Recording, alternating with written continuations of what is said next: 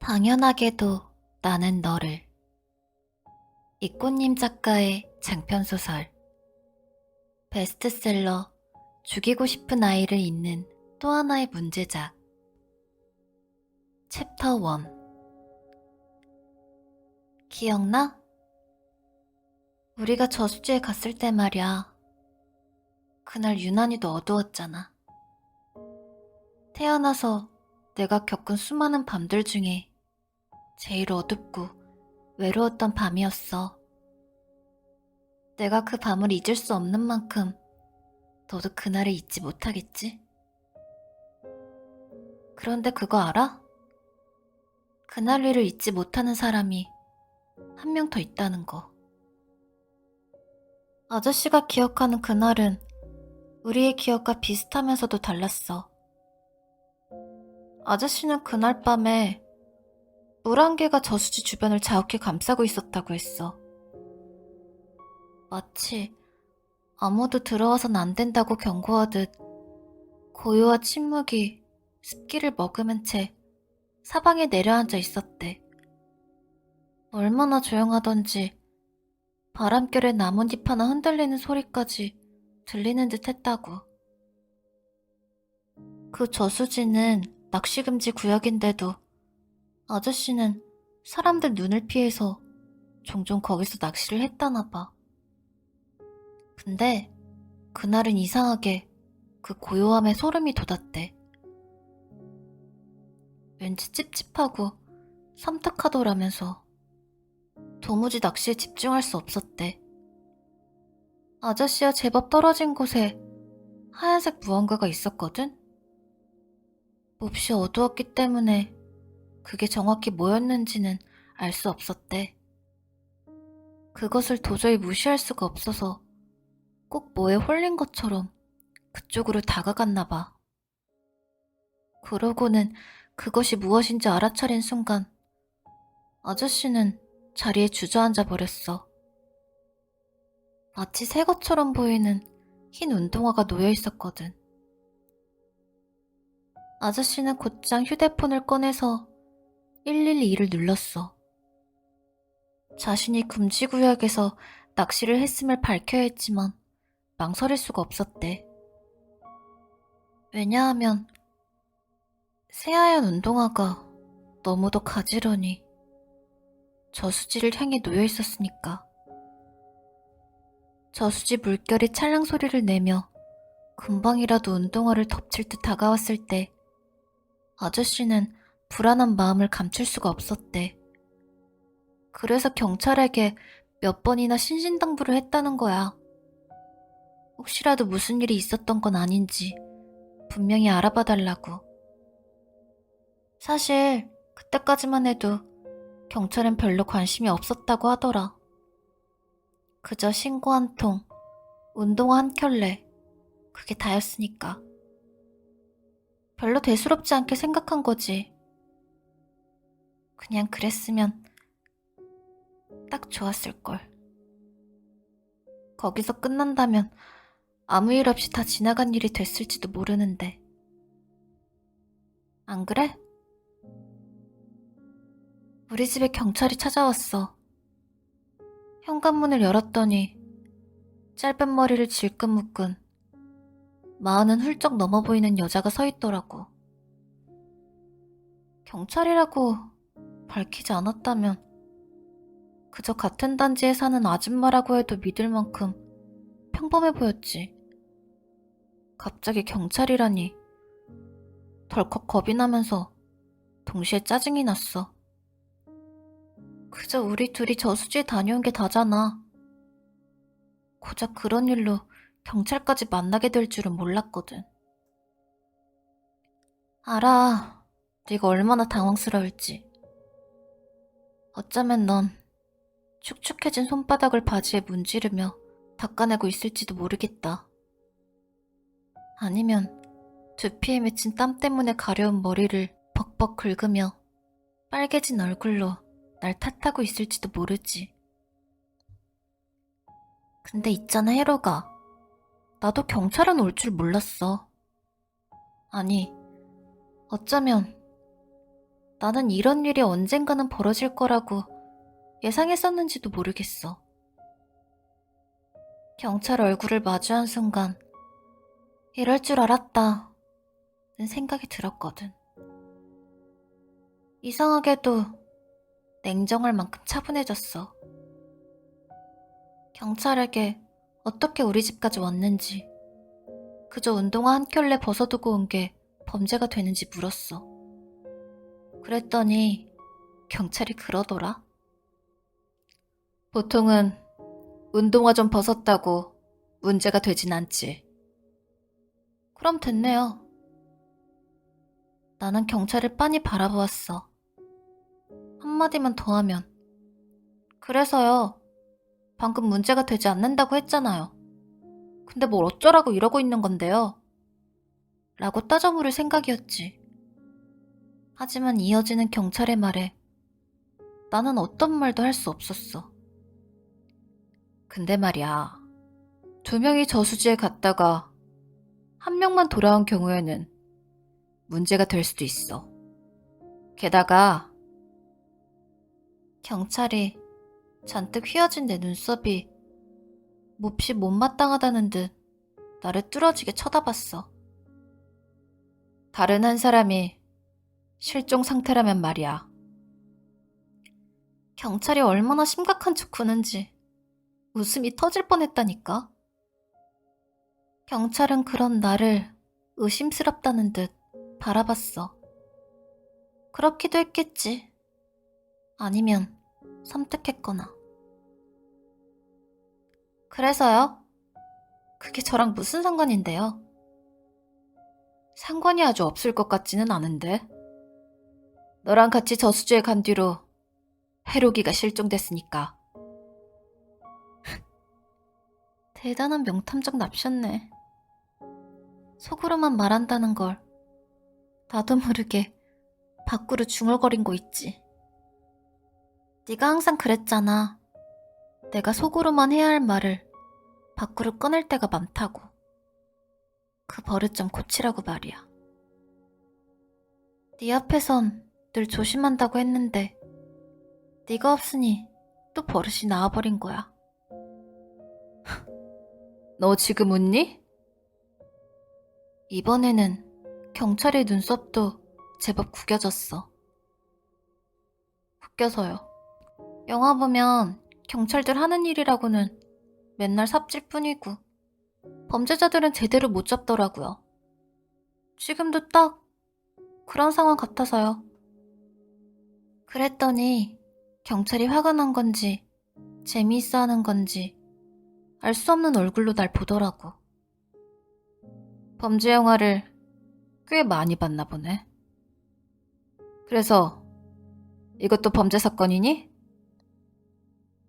경찰이 마치 나를 떠보려는 듯이 물었어. 아니요? 나는 경찰의 눈을 똑바로 바라보며 대답했어. 더는 웃지 않았지. 이건 사랑 이야기예요. 챕터 2. 우리가 어떻게 서로를 의식하기 시작했는지 기억나? 처음부터 우리가 서로를 느낀 건 아니었어. 그저 어느 순간부터 너무 당연한 일이 벌어지는 듯 우리는 서로를 의식했지. 정확히 언제부터였는지는 모르겠어.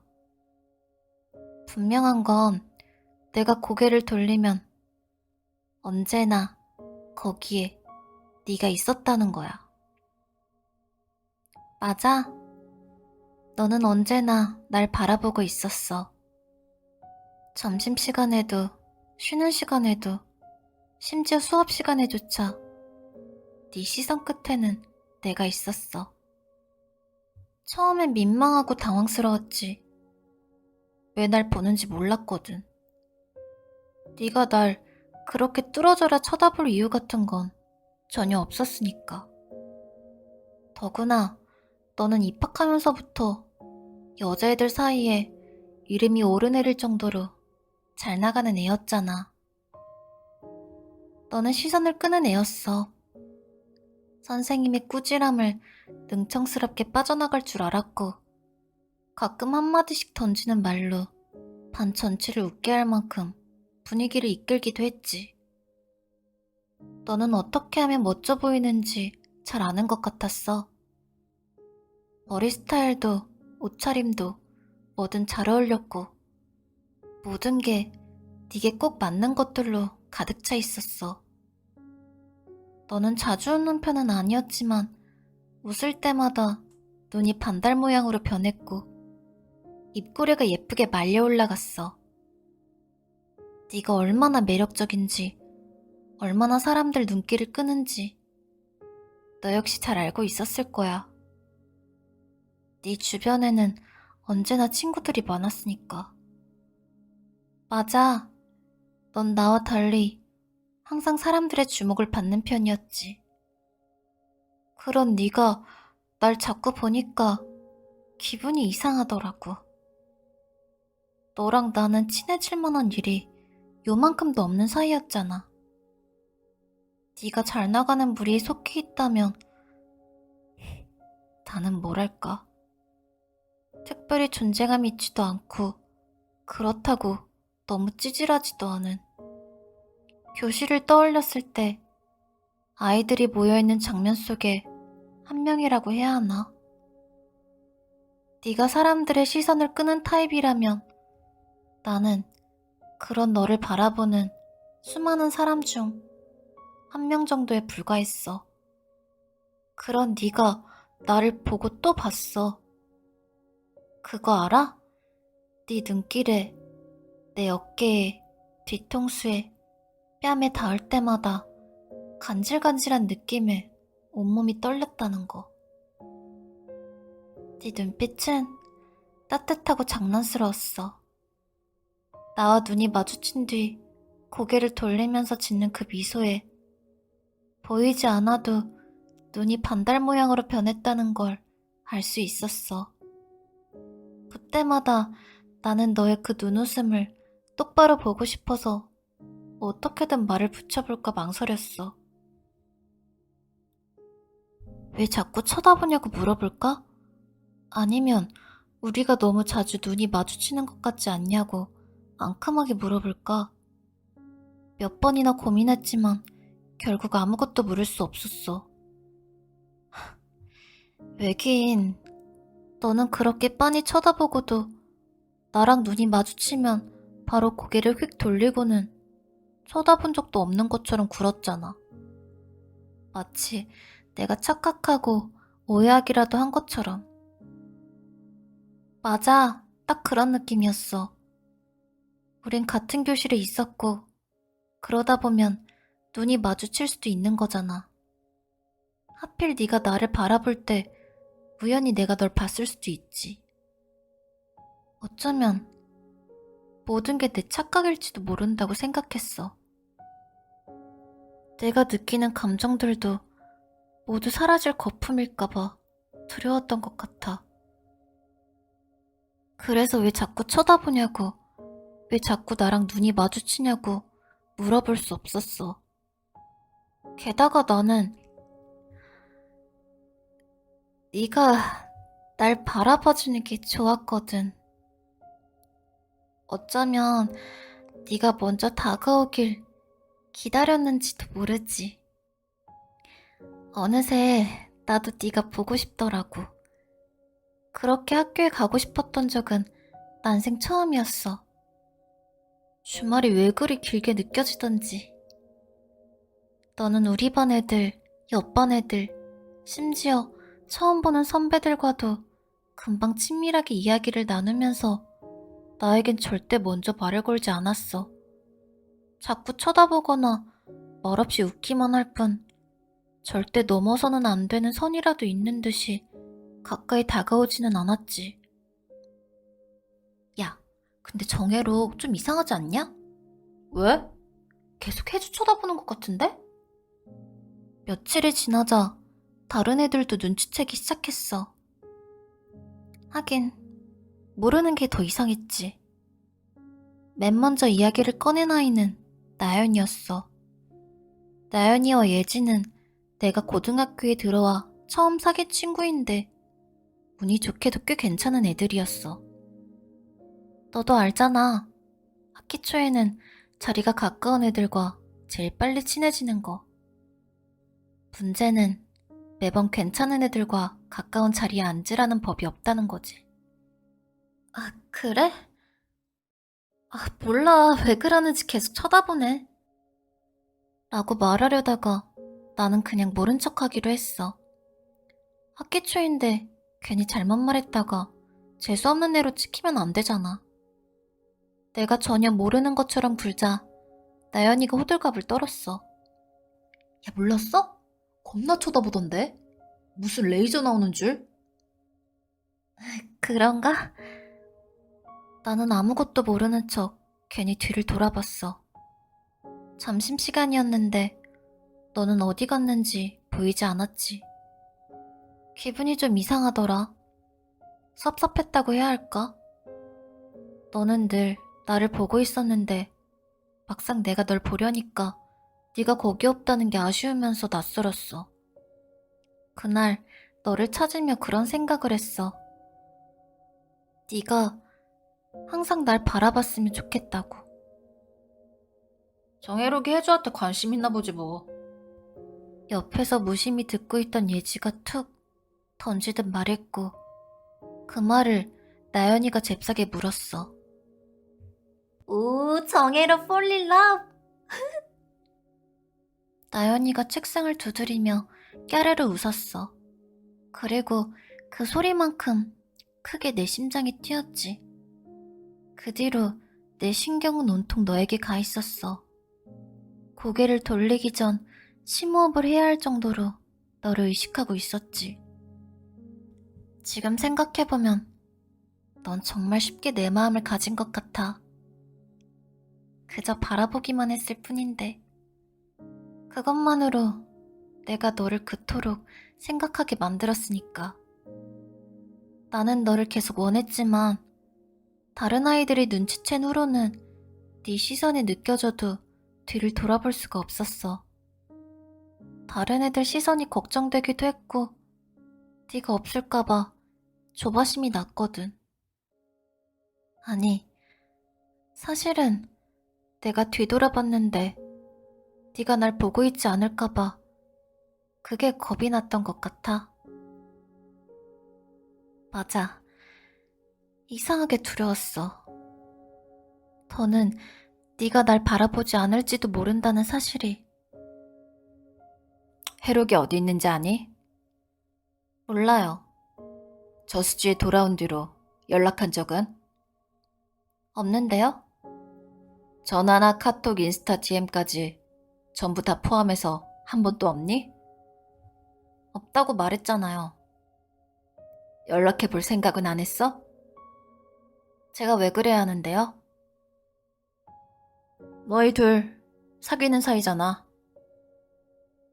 경찰은 당연하다는 듯 말했고 나는 그 당연함에 짜증이 났어. 그래서요? 사귀는 사이면 무조건 연락하고 질척거려야 하는 거예요? 물론 그건 아니지. 내 말에 경찰은 살짝 고개를 끄덕이며 수긍하는 눈치였어. 나는 그때 경찰이 더는 내게서 뭔가를 알아낼 수 없을 거라고 생각했어. 그런데 경찰이 갑자기 고개를 갸웃거리는 거야. 진짜 이상하네. 남자친구가 실종됐다는데 왜 안 놀랄까? 멈칫. 그때 내 손끝이 파르르 떨렸다는 걸 경찰도 눈치챘을까? 빨리 경찰을 보내고 문을 닫아버리고 싶어서 확 밀어버릴까 고민했다는 걸 경찰도 알았을까? 떨리는 손을 들키고 싶지 않아서 오른손으로 왼손을 잡았어. 그러고는 손 안에 뭐를 숨기기라도 한 것처럼 두 손을 포갠 채 배꼽 아래로 늘어뜨렸지. 덕분에 훨씬 공손한 자세가 됐는데 경찰은 내 공손한 자세에는 관심이 없어 보였어. 오로지 내 손 안에 숨긴 게 뭔지 궁금해 죽겠다는 듯 나를 바라보고 있었어. 그날 이후로 한 번도 연락한 적 없다면 실종된 줄도 몰랐을 텐데. 이상하게 넌 꼭 해로기가 사라진 걸 알고 있었던 사람처럼 보인단 말이야. 서둘러 시선을 피해야 했어. 내가 당황했다는 걸 이미 눈치챘겠지? 보지 않아도 알 수 있었어. 경찰의 입에 묘한 미소가 걸려 있다는 걸. 안으로 들어가서 마저 이야기 좀 나눌 수 있을까? 그제야 나는 경찰이 계속 현관 앞에 서 있었다는 걸 깨달았어. 경찰은 자연스럽게 집 안으로 들어왔고 나는 그런 경찰을 그저 보고 있을 수밖에 없었어. 정말 어쩔 수 없는 상황이었다는 걸 너도 이해해줬으면 좋겠어. 내가 경찰을 끌어들인 게 아니라 경찰이 먼저 날 찾아왔다는 걸. 짜증나게도 다 안다는 듯 굴어서 어쩔 수 없이 이야기를 하게 됐다는 걸 말이야. 저수지에는 왜 갔니? 가면 안 돼요? 생각했던 것보다 더 날카롭게 대답이 나와서 나도 놀랐어. 사실 그렇게 건방지게 말할 생각은 아니었거든. 그저 저수지에 간 게 뭐가 문제냐고, 그게 죄가 되느냐고 물어볼 생각이었어. 그런데 생각과 달리 너무 까칠하게 대답이 나와버린 거지. 아니나 다를까 경찰 얼굴이 빠르게 굳더라고. 가면 안 되는 건 아니지만 10대 청소년이 데이트할 만한 장소는 아니잖아. 10대 청소년이라는 그 단어가 너무 웃겼어. 어른들이 우리를 MZ세대라고 부를 때처럼 이상하게 괴리가 느껴졌거든. 10대 청소년이 데이트하는 것이 정해져 있어요? 내 대답에 경찰이 웃었어. 근데 난 그 웃음이 마음이 들지 않더라고. 유치원생들이 터무니없이 나는 공룡이 되고 싶어요 라고 말할 때 짓는 어른들의 웃음이 아니라 중학생이 난 서울대에 갈 거야 라고 할 때 짓는 어른들의 웃음에 가까운 그런 웃음이었거든. 뭔지 알지? 아직 세상 물정을 모르는구나 하면서 깔보듯. 그치만 그 용기만은 가상하다는 듯 짓는 그 웃음 말이야. 너 굉장히 재밌는 애구나. 맞아. 경찰의 목소리에는 비꼬는 투가 잔뜩 배어 있었지. 네가 들었으면 아마 경악했을걸? 넌 비꼬는 걸 정말 싫어하니까. 그때 네 기분을 조금은 알겠더라고. 비꼬는 말이 얼마나 기분을 나쁘게 만드는 건지. 사람을 얼마나 짜증나게 하는지 말이야. 나는 경찰을 노려봤어. 마치 우리 집이 자기네 안방이라도 되는 듯 소파에 등을 기댄 채 묻는 폼이 용 못마땅했거든. 좋아. 그럼 다시 물을게. 저수지에서 무슨 일이 있었던 거야? 아무 일도 없었는데요? 경찰이 나를 빤히 보더라고. 그러고는 거의 속삭이듯 말했어. 내가 시간이 남아 돌아서 여기까지 찾아왔다고 생각하나 보네. 해로기가 사라지기 전에 마지막으로 만난 사람이 너야. 널 만나서 저수지에 같이 갔고 그 뒤로 실종됐어. 너희가 탔던 저수지로 가는 버스 CCTV도 확보했고. 무슨 말인지 모르는 것 같으니까 설명해줄게.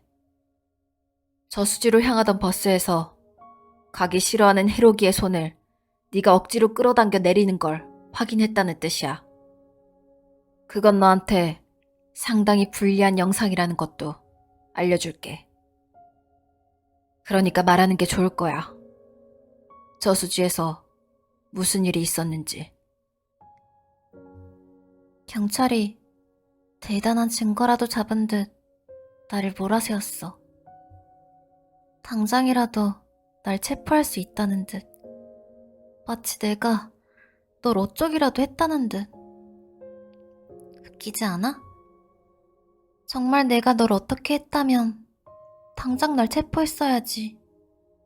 우리 집에 찾아와 묻는 대신 날 경찰서로 끌고 갔어야지. 그러지 못하는 걸 보면 결국 아무것도 모르면서 알고 있는 척 겁만 주고 있다는 뜻이겠지. 내가 그 멍청한 협박에 겁을 먹고 없는 이야기라도 지어내서 들려주길 기대하면서 말이야. 그래서 알려주기로 했어. 틀렸어요. 뭐?